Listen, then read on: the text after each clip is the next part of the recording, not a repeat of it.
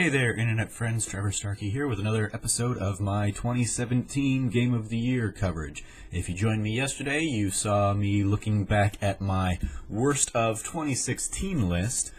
Today we're going to go over my Best of 2016 lists, a whole bunch of games in there, because if you are unfamiliar, I do multiple Best of the Year lists. I typically do a list for, these are all the games that came out this year, that's the big one.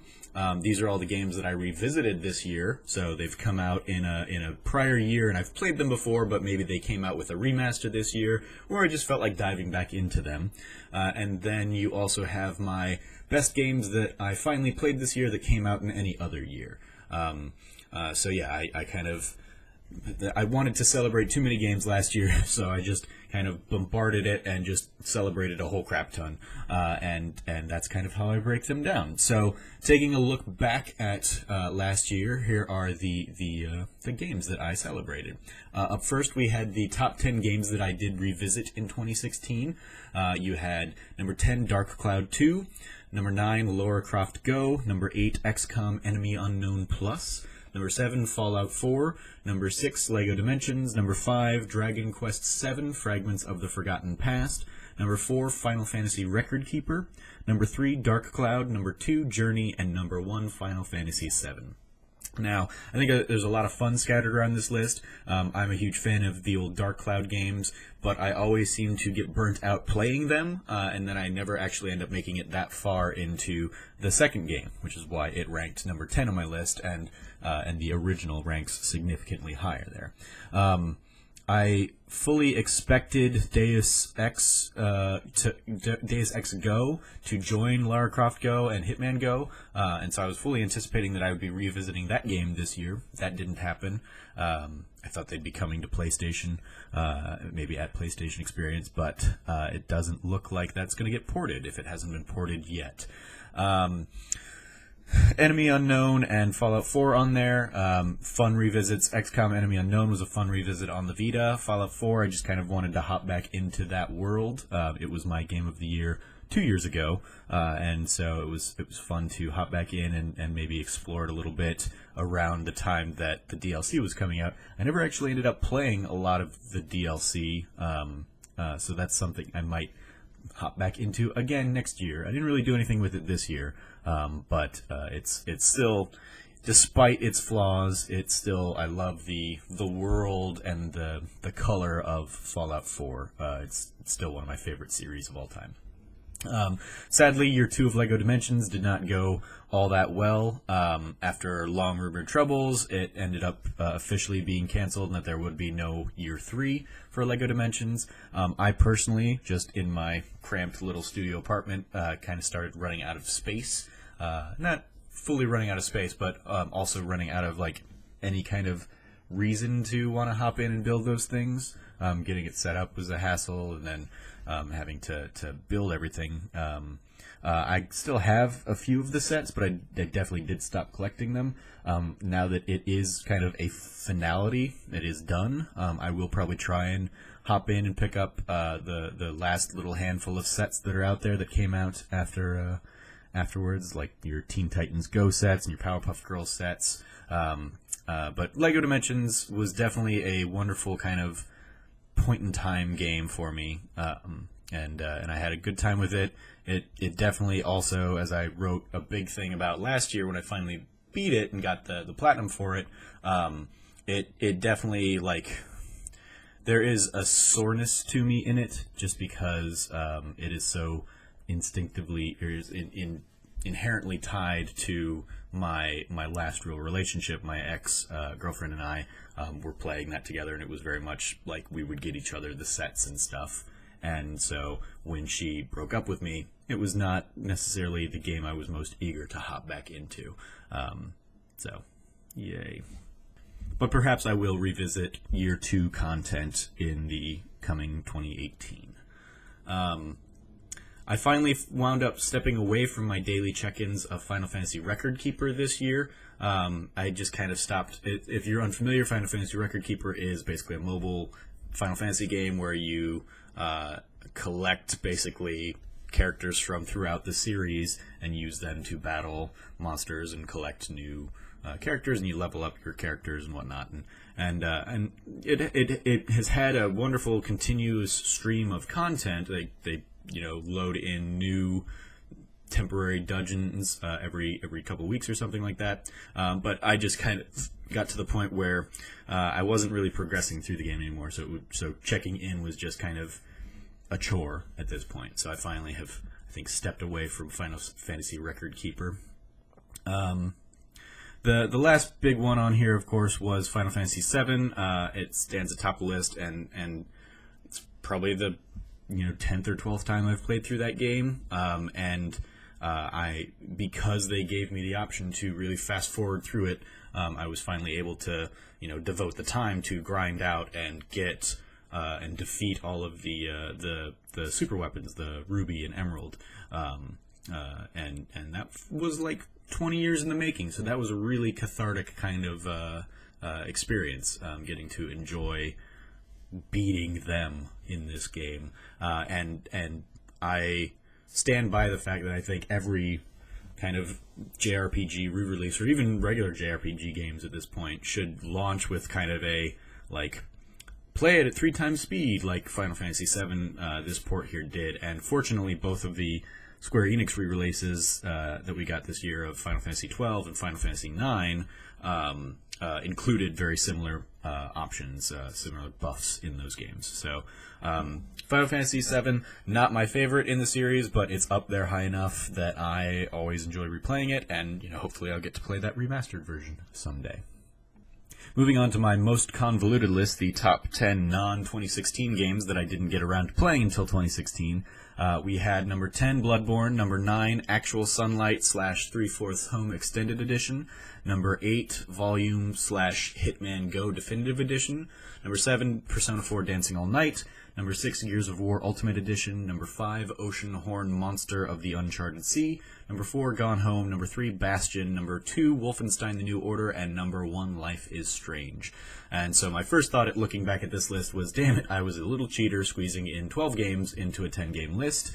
But the 2 ties that we had there at 9 and 10 were so similar that I don't fault past Trevor for really ranking them that way. You had so Bloodborne at number 10, despite my hellish experience playing it as part of my 24-hour Extra Life stream last year. I still recognize the quality inherent in that game and the beautiful elements of design and aesthetic, even if I abhor the get good mechanics and kind of philosophy of its design. With my ties at number 9, you had Actual Sunlight and 3/4 Home, were both very short, story-driven games that I played on my Vita right during my breakup, and both of them really kind of helped me through that, in that they were very like adult, in that Actual Sunlight's dealing with a guy who's suicidal and kind of hates being alone with his own thoughts. 3/4 Home was about a girl, I believe, driving home during a storm, and it was just kind of a graphic novel talking to her parents, or a call with her family, basically. And both of them, just the stories resonated with me. And really helped me through a otherwise difficult time. Number 8, the tie there of Volume and Hitman Go, both of them were wonderful puzzle games, and it didn't really feel, they both were so similar in kind of in that genre that I didn't really feel like putting one above the other. I had a great time with both of them. Number 7, Persona 4 Dancing All Night was fun. It's definitely something that I think works on the Vita because of the size of that screen. I don't think putting it up on a bigger screen TV and playing it like with the PlayStation TV I would have had nearly as good a time, because you kind of have to be able to focus on that small space of real estate to really kind of play the game. And it was fun. I really enjoyed it. The music, of course, in Persona 4 is phenomenal, and so it was great kind of reliving so many of those songs with so many of those characters. Number 6, Gears of War Ultimate Edition. I had just never gotten into Gears, and so I finally sat down and played the Gears of War Ultimate Edition, and had a good enough time with it. I still am not, like, I think both that and Halo, because I wasn't there at the point in time where they were, the all-consuming element of the Xbox zeitgeist, I don't have the same kind of love and dedication to those series. But I preferred Gears of War to Halo, if that matters. I ended up playing, most of that series at this point, whereas I just stopped at Halo 2 and not really overly inclined to go back. Number 5, Oceanhorn Monster of the Uncharted Sea was just a fun little thing to have on my PlayStation while we waited for Zelda Breath of the Wild. It was a fun throwback to an older school Zelda kind of element. It's like the first half of a Zelda game where you have to go around the world and collect a few things and then face a boss. And so like part 2 would be, now you've got to go collect 7 things, a la like Wind Waker's Triforce quests and all that stuff. Number 4, 3, 2, and 1. I'm amused looking back at this because all 4 of those have kind of follow-ups that we had this year that could appear on any number of my lists. With Gone Home, this year we had Tacoma. With Bastion, this year we had Pyre. With Wolfenstein The New Order, of course, this year we had Wolfenstein 2, The New Colossus. And then, of course, with number 1, we had Life is Strange Before the Storm. Now, I didn't get to Life is Strange Before the Storm, so it is most likely going to end up on one of these kinds of lists in the future, maybe the Best Games of 2018 that didn't actually come out in 2018 list. But I think everything else there was a good, interesting follow-up to kind of their predecessors in this last year. I really enjoyed the story of Gone Home when I finally got over the fact that it's not a horror game and stopped being scared by it. Bastion was wonderful, and I love going back and seeing what Supergiant has done. I also ended up playing Transistor this year, finally getting through that, so that might show up on one of these lists this year. And then Wolfenstein 2, The New Colossus, was just a phenomenal kind of continuation of B.J. Blazkowicz's story, if you can really buy into the camp and pulp nature of those games. I know that certain elements of the New Order or New Colossus turned people off, but I really enjoyed it, had a great time with it. Before getting into my final big list of the year, I, of course, had, as many people do, honorable mentions, and I did these in kind of a senior superlative style last year. So we had the most improved, Watch Dogs 2. We had best game trapped in an outdated engine, Batman the Telltale series. We had best VR experience, Job Simulator. We had best game on the go, Severed. Best fall shooter, with fall in quotes, Titanfall 2. We had best political game, Deus Ex Mankind Divided, and best Xbox exclusive, Quantum Break. And again, I kind of continue looking at this list of 2016 stuff, and we had some really solid games there. I had a ton of fun playing around in San Francisco in Watch Dogs, and it was significantly better than its predecessor based out of Chicago. Telltale clearly found a hit banking on the Batman IP. Shocking. So they fast-tracked, of course, this year. We had Season 2 of the Telltale Batman game. Unfortunately, my PSVR mostly sat gathering dust all year, so I'm hoping to get back into those experiences in the coming year. Going hands-on with Guacamelee 2 at PlayStation Experience has me super excited for what Drinkbox Studios has in store next. Titanfall remains my favorite of the fall shooters from last year, and it's one that I was just singing the praises of to a couple friends a couple days ago, because I just loved how that game played with new mechanics in pretty much every level of the game and kind of kept it fresh. The story, I freely admit, is a little by the numbers and underwhelming, but the fact that it was constantly reinventing how you had to play that game was just a ton of fun. Square Enix's decision to put Deus Ex on ice this year back in January is when they kind of announced that while they focus on the Marvel games and their deal with Marvel is, I think, one of the big sad business decisions of 2017. I was really looking forward to, now that I had jumped into Deus Ex game, I was looking forward to see where they tried to go with what was coming next in that universe. So it's unfortunate that that's not going to happen anytime in the foreseeable future. And the fact that I really only booted up my Xbox 1 or 2 times this year, I think, stands as kind of indicative of why I think they need more offerings like Quantum Break coming to the platform. I think they just don't have enough coming out of a first-party lineup that, I just haven't had a reason to delve into it. So finally, we have my big list itself, the 11, because I cheated again, best games of 2016 for me.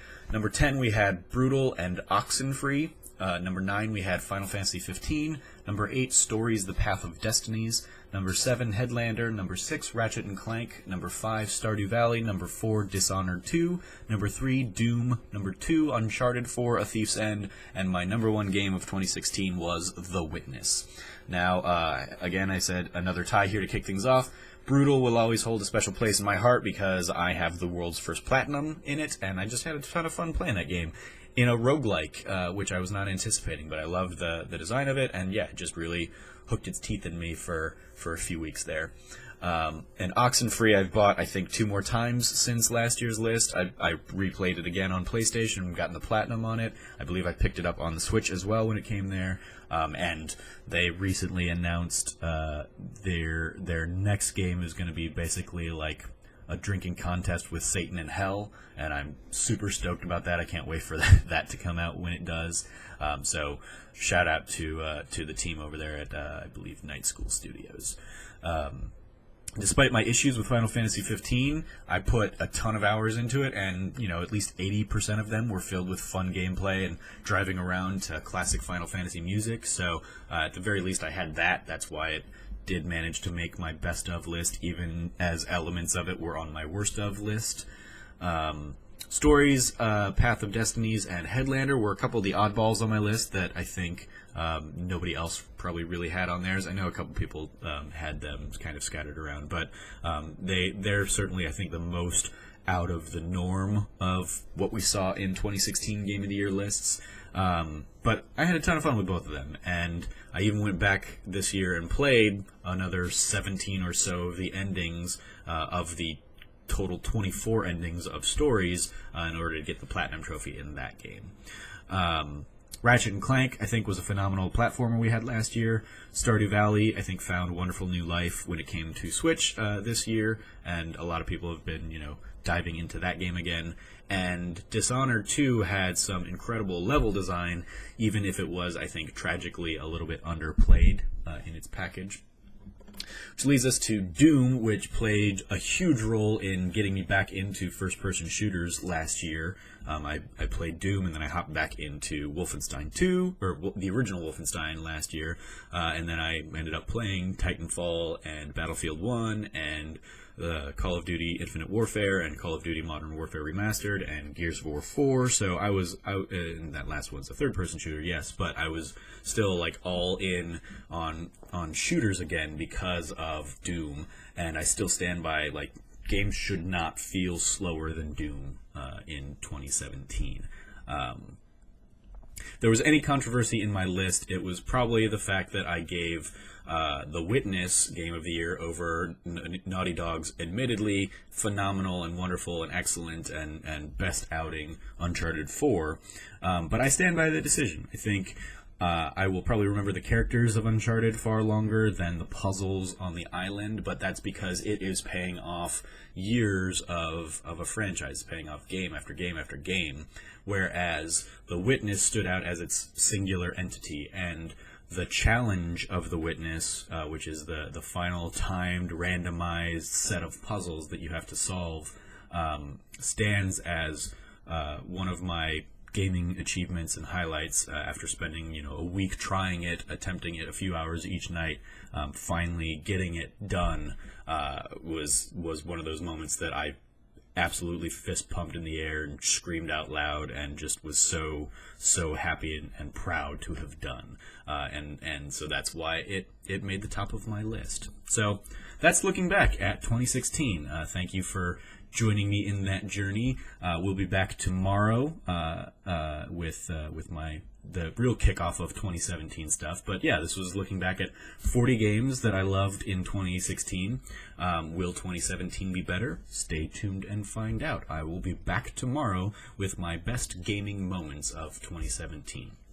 As always, I've been your host, Trevor Starkey from trevortrove.com. You can follow me at SnarkyStarkey on Twitter. You can read the full write-up of these kind of reviews in the link in the description below.